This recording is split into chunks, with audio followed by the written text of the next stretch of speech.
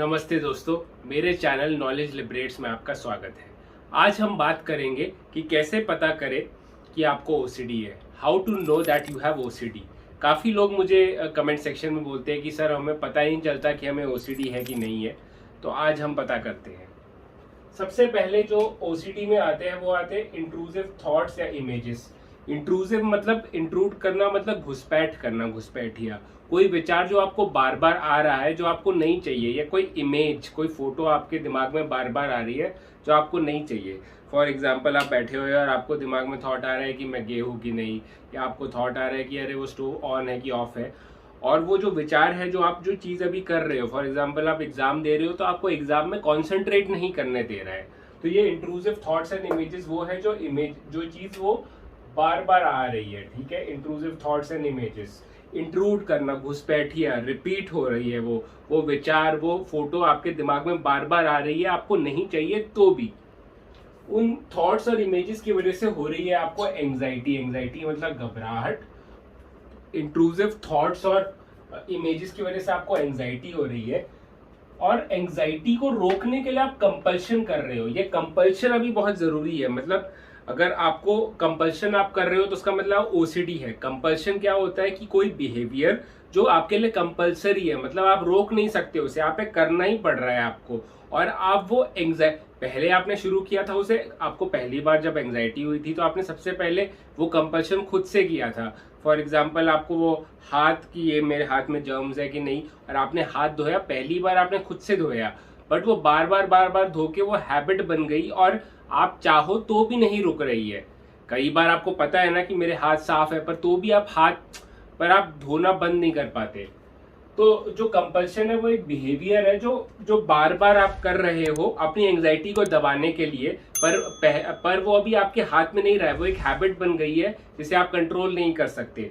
तो वो एक जो कंपल्शन, जो एक बिहेवियर कर रहे हो आप एंजाइटी दबाने के लिए, अगर आप वो कर रहे हो मतलब ओसीडी है। ओसीडी में, ऑब्सेसिव कंपल्सिव डिसऑर्डर में, जो कंपल्शन पार्ट है कि आप कोई एक्टिविटी कर रहे हो अपनी एंजाइटी को दबाने के लिए, बार बार कर रहे हो, उसे कहते हैं कंपल्शन। और अगर कंपल्शन है तो मतलब आपको ओसीडी है।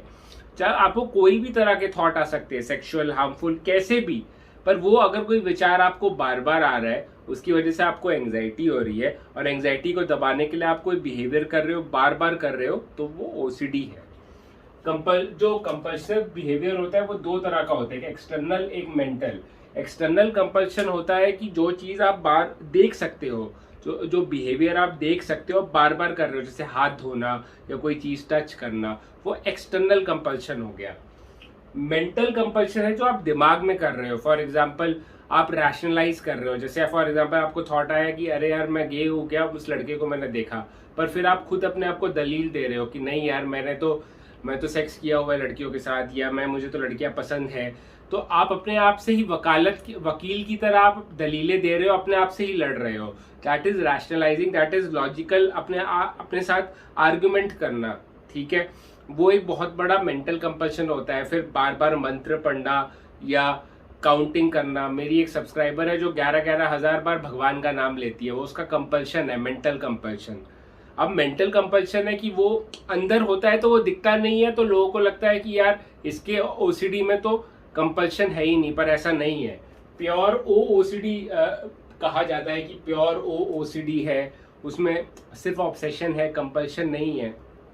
बट ऐसा नहीं है, हर ओसीडी में कंपल्शन होता है। ओसीडी की जो पहचान ही कंपल्शन है।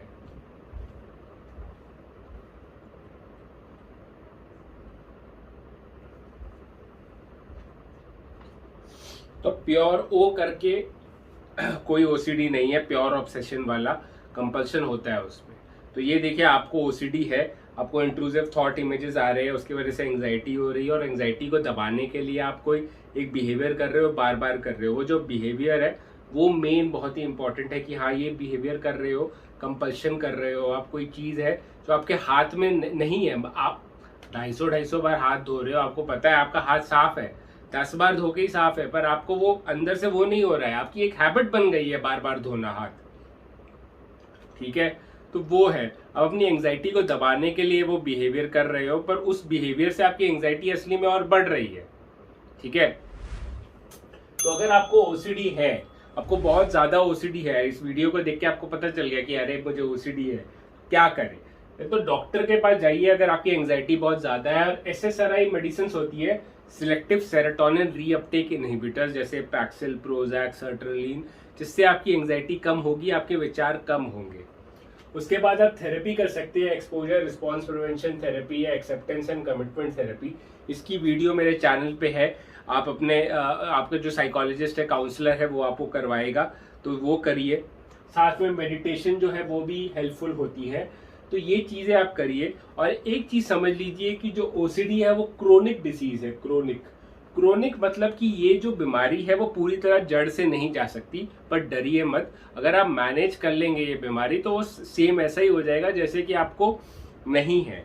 अगर जब मैनेज हो जाती है ओसीडी तो उसका मतलब ये होता है कि आप कुछ काम कर रहे हो, फॉर एग्जांपल आप पढ़ाई कर रहे हो और आपको थॉट अगर आता भी है तो आपको वो एंग्जाइटी होगी नहीं, और होगी भी तो बहुत कम होगी, आप मैनेज कर लोगे।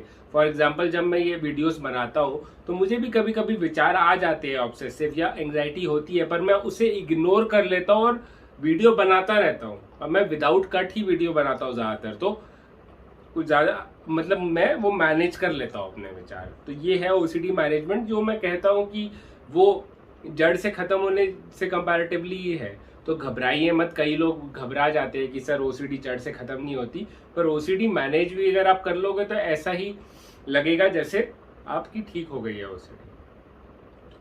तो ये मैंने पूरा एक आपको समझा दिया है, ये कि इंट्रूसिव थॉट इमेजेस आते हैं, फिर एंग्जाइटी होती है, फिर आप कंपल्शन करते हो। ये पूरा एक साइकिल है।